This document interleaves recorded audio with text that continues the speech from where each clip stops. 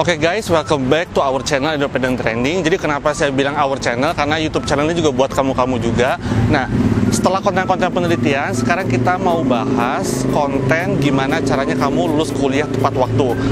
Gue jamin kontennya akan berbeda dengan konten-konten yang lain yang udah ada di YouTube sebelumnya. Karena konten ini akan berbicara tidak hanya masalah kamu tekun saja kuliah, karena kita pingin S1 kita enjoy, jadi kita butuh cara-cara lain gimana caranya supaya kita bisa lebih punya keseruan lagi jalanin S1 kita.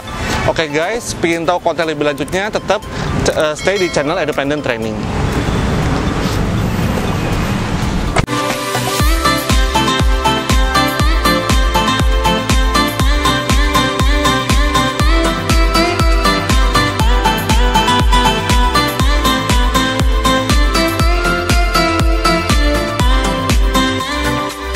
Oke guys, welcome back to our channel Independent Training. Jadi kali ini kita mau berbagi tips gimana caranya kamu bisa kuliah lulus tepat waktu ya.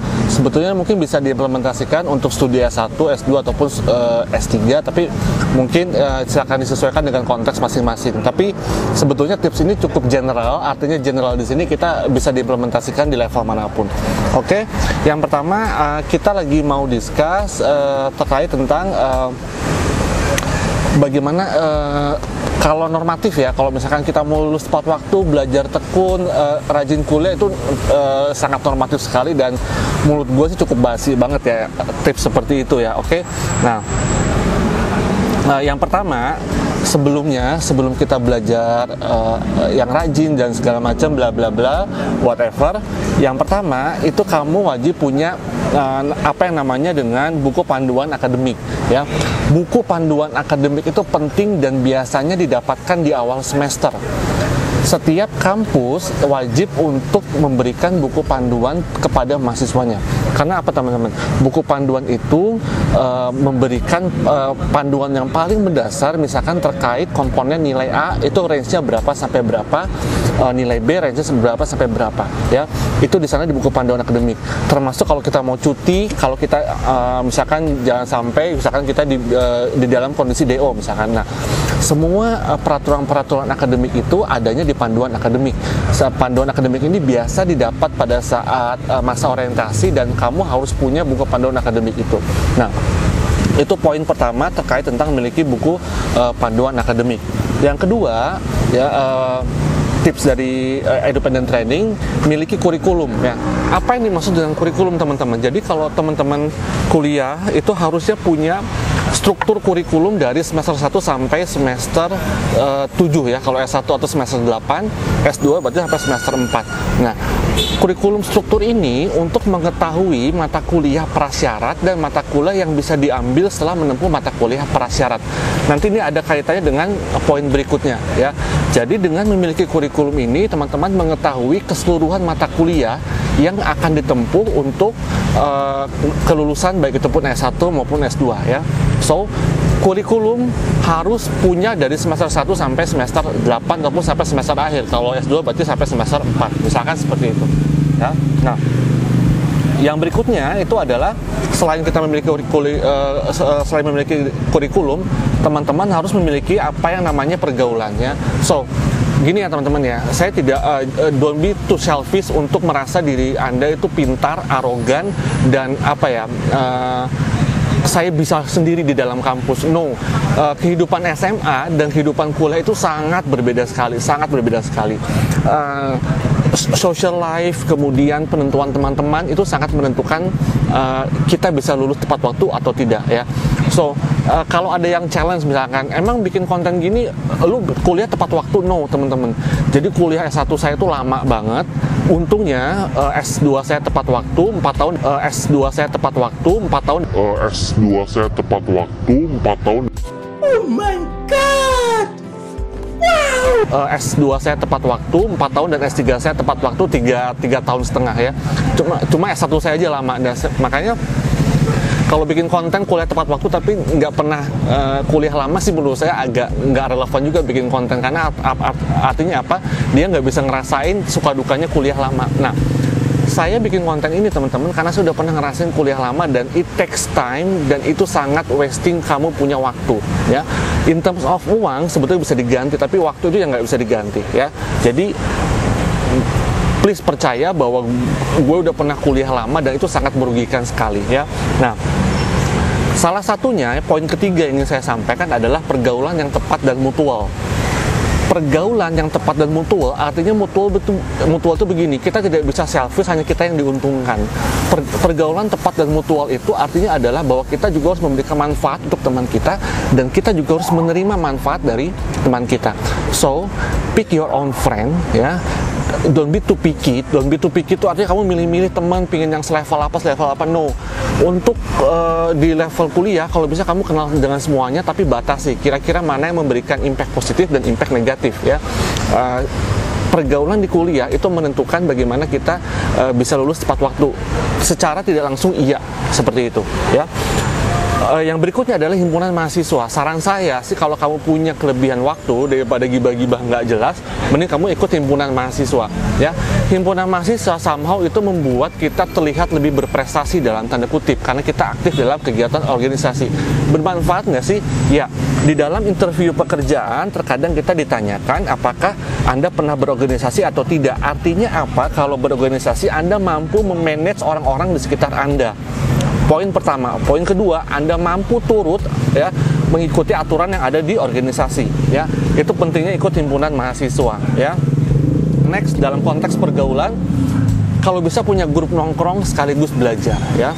Grup nongkrong aja kalau bisa, jangan literally grup nongkrong karena kalau hanya nongki-nongki cantik nggak jelas, terus kemudian nggak ada yang diomongin, nggak ada beneficial, saya pikir sih lebih baik kita sambil discuss pelajaran dan segala macam ya. Kemudian yang berikutnya yang kamu perlu perluas lagi dalam pergaulan adalah kakak kelas ya. Somehow kakak kelas itu sudah menempuh perkuliahan lebih lama daripada kamu dan lebih dulu. Kakak kelas tahu karakter dosen, tahu tugas-tugas terlebih dahulu ya. Sekedar sharing dulu pada saat saya kuliah S2 itu saya terbiasa mengkolek ujian-ujian dari kakak kelas ya. Atau biasanya kalau teman-teman punya atau kakak kelas tuh biasa dia mau sharing soal-soal ujian ataupun contoh-contoh soal latihan ujian ya. Jadi please buat pertemanan dengan kakak kelas ya. Itu terkait dengan konteks pergaulan ya. Nah, berikutnya ada saran nih, tips berikutnya dari temen gue sendiri, katanya rajin, tekun, dan aktif. Oke, itu memang sangat normatif bahwa lu harus rajin ya. Gini loh teman-teman ya, kuliah itu bukan masalah pintar atau tidak. Jelas kita masuk kuliah itu karena kita bego, jujur aja ya kan. Kalau lu pintar ngapain lu kuliah. Nah, sehingga kalau dengan lu kuliah modal rajin aja nggak punya, itu agak sulit kamu bisa survive. Rajin itu nggak perlu pintar ya teman-teman. Rajin itu minimal begini, ada tugas tanggal sekian disubmit, kumpulin. Ada tugas lagi, ada kuis, kumpulin ya. Terlepas dari kontennya kita masih sangat jauh dari ekspektasi dosen, biarkan saja karena kita memenuhi unsur rajin tadi. Tekun dan aktif ya. Aktifnya mungkin cenderung lebih kepada dalam tanda kutip agak cari muka sama dosen, tapi kita cari muka yang positif. Kalau dosen bertanya ya kalau bisa kita menjawab, minimal dosen itu hafal dengan muka kita ya. So, rajin, tekun, dan aktif itu adalah tips yang nomor 4 ya. Nomor 5 saya kaitkan dengan nomor 2. Mata kuliah tidak lulus, hati-hati, jangan mata kuliah prasyarat. Saya mau bilang gini teman-teman, kalau teman-teman mau katakanlah tidak lulus ya, moga-moga jangan mau tidak lulus, kebetulan tidak lulus karena dosennya killer bla bla bla, makanya itu pentingnya punya kurikulum dari semester 1 sampai semester 7. Karena kurikulum di sini akan mencerminkan mata kuliah yang bisa ditempuh dan prasyaratnya apa. Yang mau saya sampaikan di poin 5 ini adalah jangan sampai Anda tidak tempuh mata kuliah prasyarat. Karena apa? Kalau sampai mata kuliah prasyarat Anda tidak tempuh, maka mata kuliah lanjutannya Anda tidak bisa tempuh. Ya, ini kesalahan yang pernah saya lakukan dulu pada saya zaman kuliah 1, makanya jadi lama banget karena saya tidak lulus mata kuliah prasyarat dan mostly mata kuliah prasyarat. Artinya apa? Di semester depan saya nggak bisa ngambil mata kuliah lanjutan yang seharusnya saya bisa punya 18 SKS, kuotanya saya cuma bisa ambil 12 SKS. Sayang kan? Nah, seperti itu. Jadi, hati-hati dengan mata kuliah prasyarat. Kalau bisa dari kurikulum tadi distabiloin mana yang mata kuliah prasyarat itu harus lulus, teman-teman ya. Supaya di semester depan kamu bisa terus ambil mata kuliahnya seperti itu ya. Poin nomor 6 tipsnya yaitu agak basi, memang ke perpustakaan ya. somehow perpustakaan masih memberikan manfaat, ya. At least mungkin dalam sebulan ada 2 kali lah Anda mampir ke perpustakaan. Di update biasanya adalah sekarang perpustakaan sudah lebih advance, dia udah punya digital online library. Menurut saya itu jauh lebih membantu daripada dulu zaman saya kuliah S1, ya. Digital online library, kamu bisa akses dari manapun, kamu bisa akses jurnal ilmiah, kamu bisa akses e-book, kamu bisa akses tugas akhir kakak-kakak kelas kamu, ya.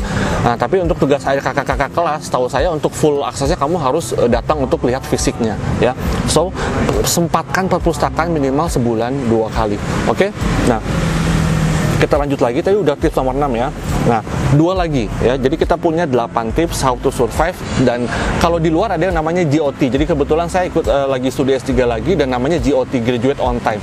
Graduate on Time itu semacam skema juga sama, jadi untuk memastikan bahwa kita bisa lulus tepat waktu, ya. Nah,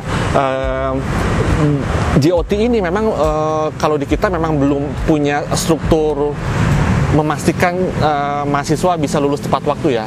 Sifatnya adalah hanya disemangati saja, kuliah rajin, tapi sebetulnya kampus tidak punya, sepemahaman saya, sepemahaman saya kampus itu tidak punya program untuk membuat mahasiswanya bisa GOT, ya.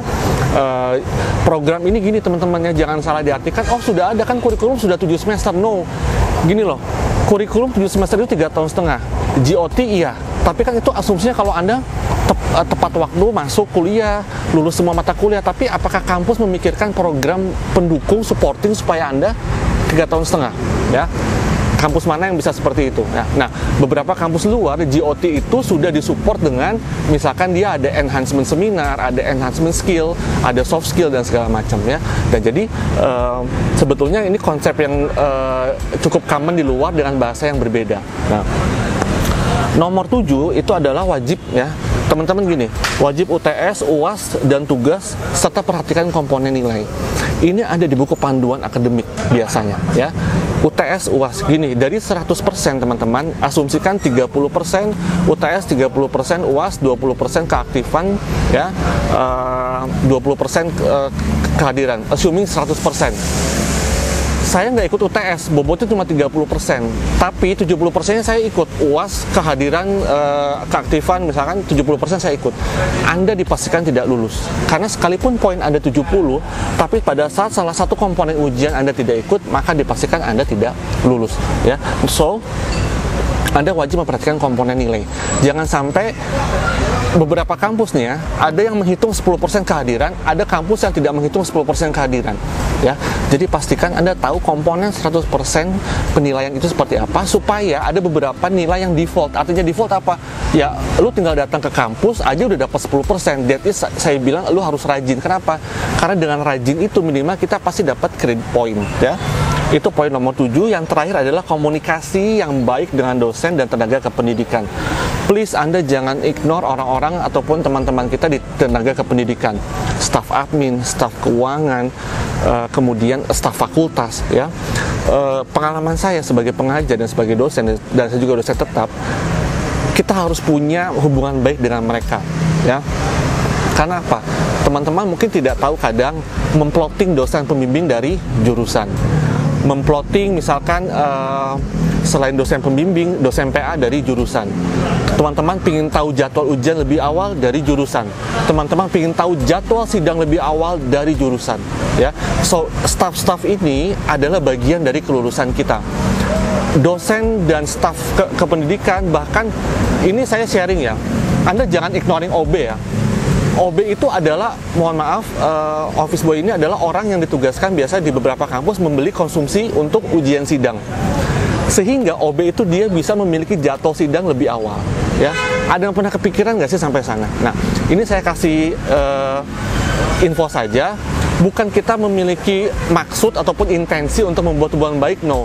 Memang sebagai human being kita harus membuat hubungan baik dengan setiap teman-teman kita, setiap orang, ya. Nah, tapi ternyata bahwa di level tertentu pun mereka sudah memiliki kemampuan ataupun orang-orang yang bisa membantu kita, ya. Terlebih lagi, tolong membuat hubungan baik dengan dosen ya, karena dosen itu adalah bridging kita.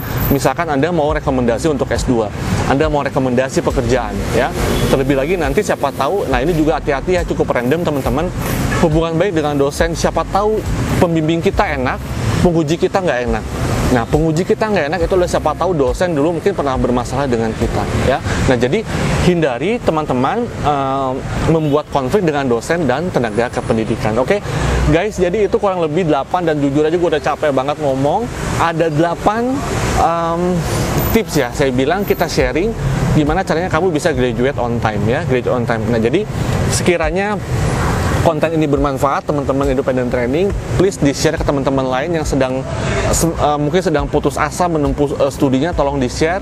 Yang kedua, kalau kamu suka, kamu tinggal klik like ya. Dan yang ketiga, kita harapin banget kamu bisa masukin komen, masukan kira-kira bikin konten apa ya berikutnya, ataupun kamu mau membuat masukan, memberikan masukan supaya konten ini lebih keren lagi. So, teman-teman independent training tetap di channel independent training.